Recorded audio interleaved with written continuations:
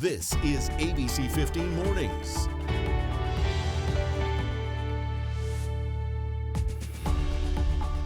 Rallying against hate, we're going to meet some West Valley neighbors who are standing up for each other after waking up to some hateful messages in their neighborhood. And the weekend is finally here, and it's a busy one here in the Valley. From famous cars to pop-up mini golf and even hot air balloons, we're showing you some of the best things to do around town. Let the good times roll. Our Phoenix Suns definitely staying on one. What makes this winning streak so impressive, and why the players, they're not too worried about this week's all-star snubs. We love our Suns. This one's going to help pick you up this morning. But first, put on the shades while you look at those Timberwolves uniforms and, I know, right? and take a live look outside at our nice calming lights of Tempe this morning, the Mill Avenue Bridge. We're so glad you're starting your weekend off with us. I'm Nohelani Graff. And I'm Mark Thompson. And Nohe, usually it's the people at the pool that keep me up overnight. Yep. But last night, I could actually hear the auctioneer at the Barrett-Jackson my goodness, yeah. car auction. I'm about a quarter of a mile from Westward of Scottsdale, and I'm in my upstairs bedroom, and all night it was sold. And I'm like, wow.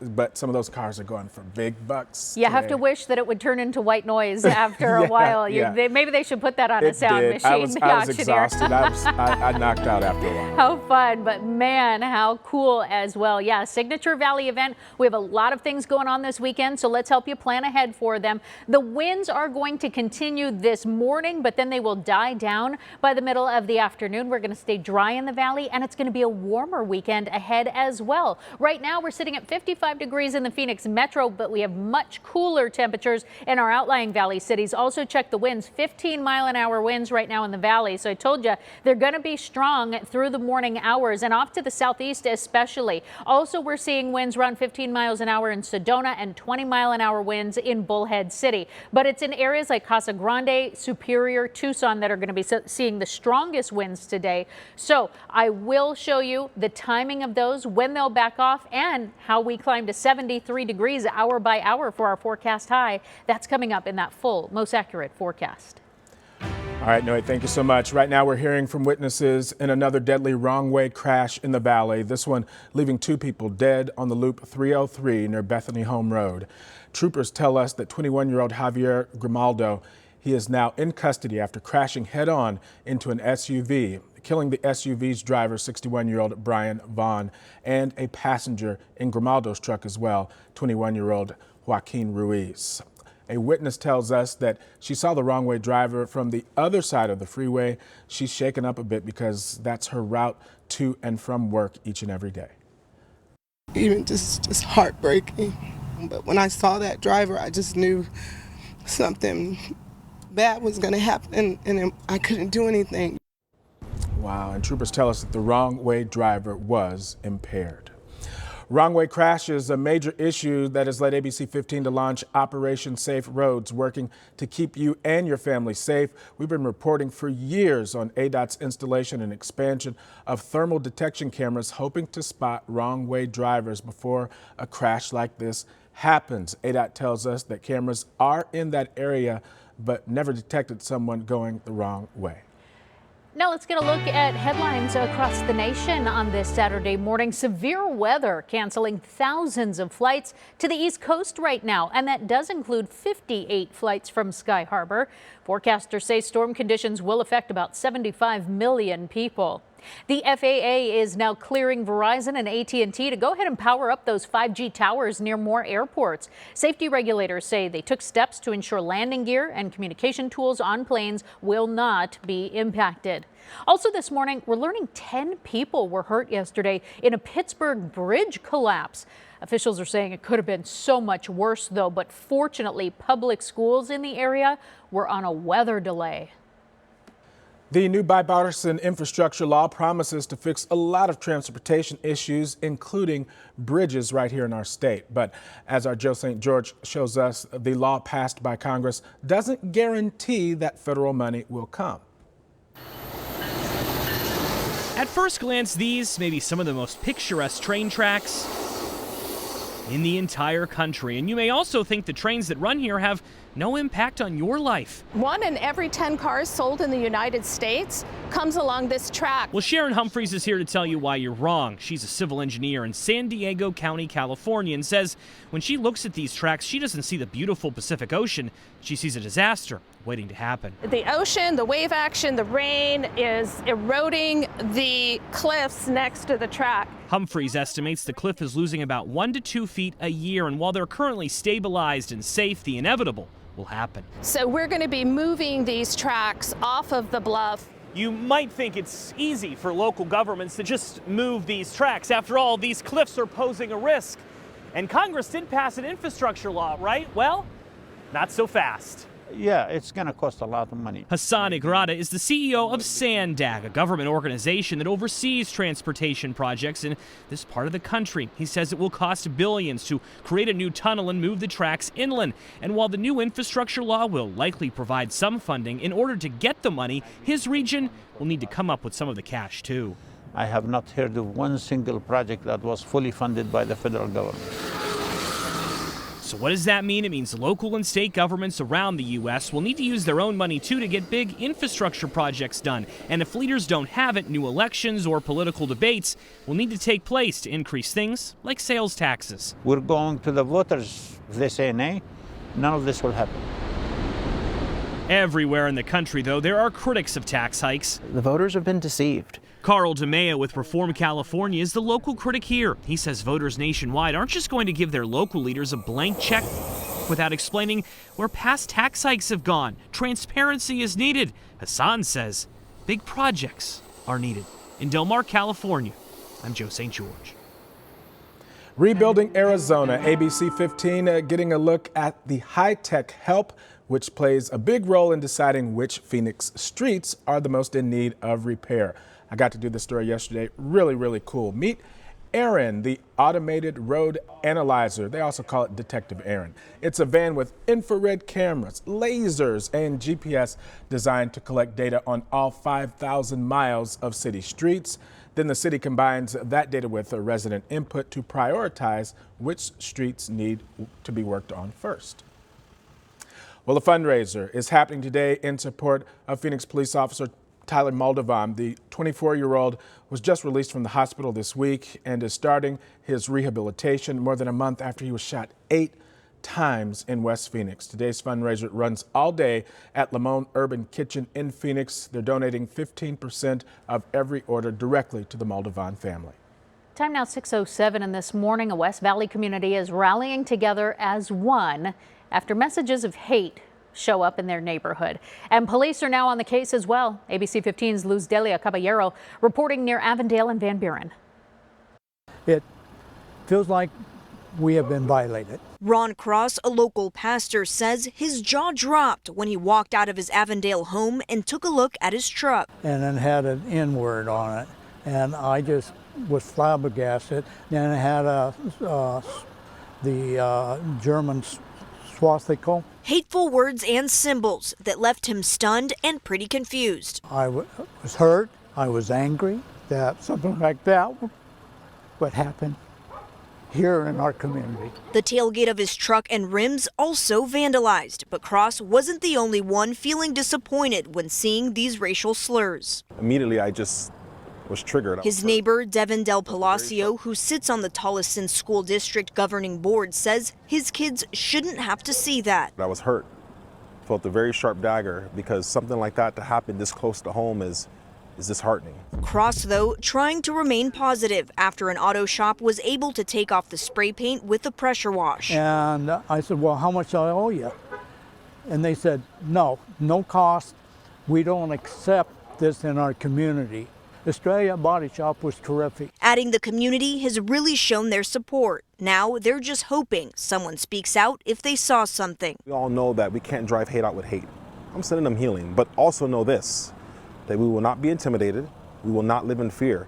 And this type of behavior is not acceptable, not now, not ever. And are you seeking justice at this point? Yes, I am, because this individual needs to learn that this is not acceptable in our society today. Cross tells us he called police right away and filed a report. Officers now investigating, trying to find the person responsible. Reporting in Avondale, Lustelia Caballero, ABC 15, Arizona. 10 minutes past the top of the hour. This might seem like a sailboat, but in just 2 minutes, we're going to show you what means so much more than that to a group of veterans right here in the Valley. I just think they're really doing some great work for really good reasons. And later at 6:30, how one group is helping both renters and homeowners find more affordable housing, and it all takes a little bit of space in the backyard. We're going to explain. Tiny houses on the dock. Plus, giving you a live view right now from one of our ADOT cameras. This is at the 10 near 40th Street, where a closure could impact your commute today. Our Megan Thompson is breaking down the detours you're going to need to know about. Stay with us on this Saturday morning, Arizona.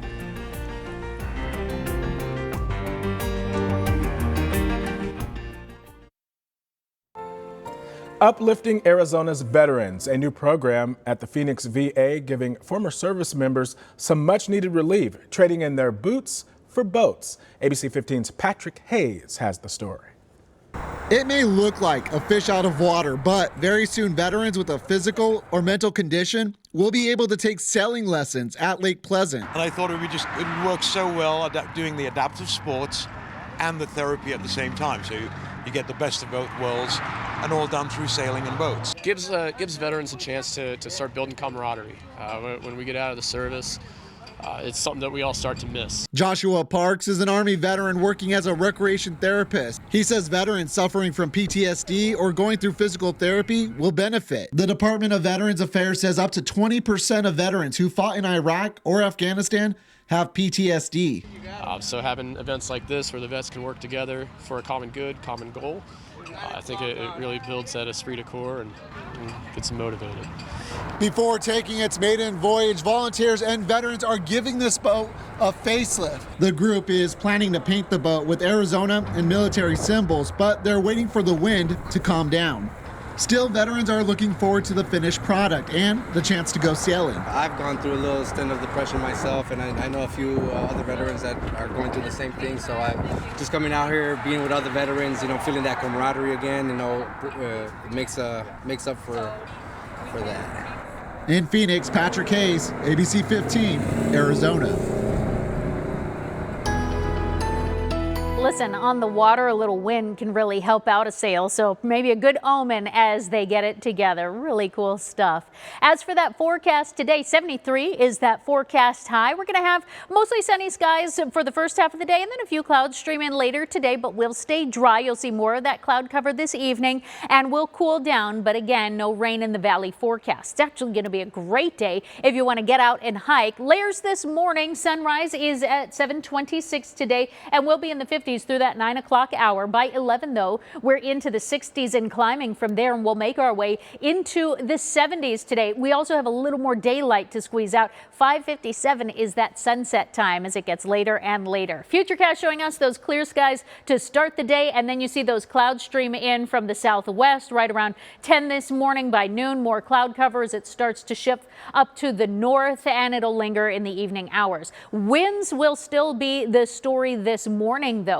We're at close to around 10-mile-an-hour winds right now, and across the southeastern portion of our state is where we'll see those breezes pick up from about 15 to 20 miles an hour through 10 o'clock this morning.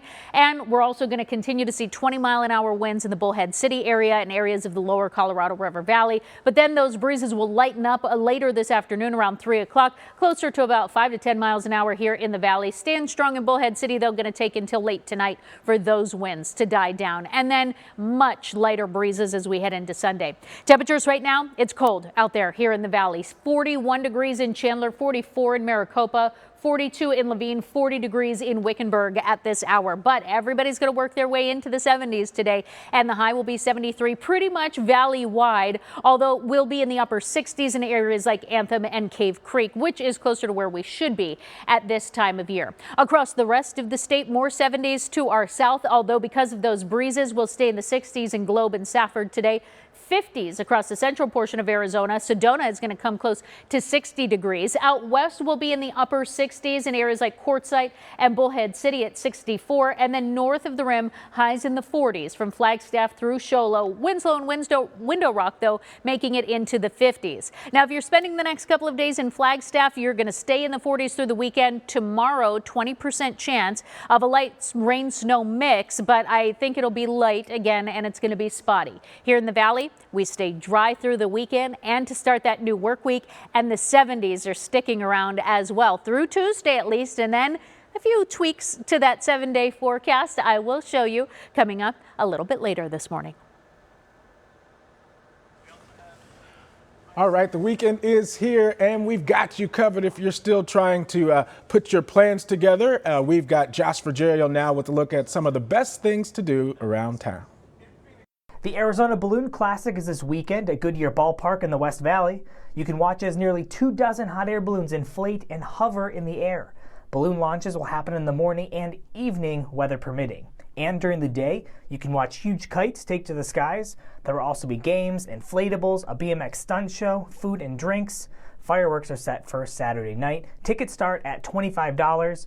The Children's Museum of Phoenix is celebrating the end of Transportation Month with a carnival on Saturday, January 29th. From 9 a.m. to 4 p.m., kids will be able to check out various cool cars like a police car or a fire truck.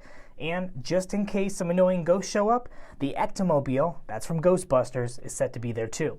The event is free for museum members and $16 for non-members. And if you're looking to perfect the golf swing before the Phoenix Open begins, mini golf courses have popped up at both Desert Ridge Marketplace in North Phoenix and Tempe Marketplace. You can play Friday nights at Desert Ridge and Saturday nights at Tempe Marketplace. It's free and on a first-come, first-served basis. I'm Josh Frigerio, ABC 15, Arizona. Josh, thank you. Well, coming up, a new proposed bill in Arizona is stirring up some controversy nationally, and we're showing you what it would mean for our state's elections. But first, a record number of people are looking for a career change. Where should you start when you're dusting off that resume? We have a few tips to put your best foot forward. But first, we leave you with a live look of Times Square this morning. It might be the city that never sleeps, but they sure bundle up as they stay up. Look at that. Look at the wind blowing those flags, too, so you know it is frigid. 18 degrees right now, but the feels like it's probably much colder than that. We have a much better looking forecast still coming your way ahead on ABC 15 Weekend Mornings. Thanks for watching ABC 15 Arizona, streaming 24/7 on Roku and these streaming devices.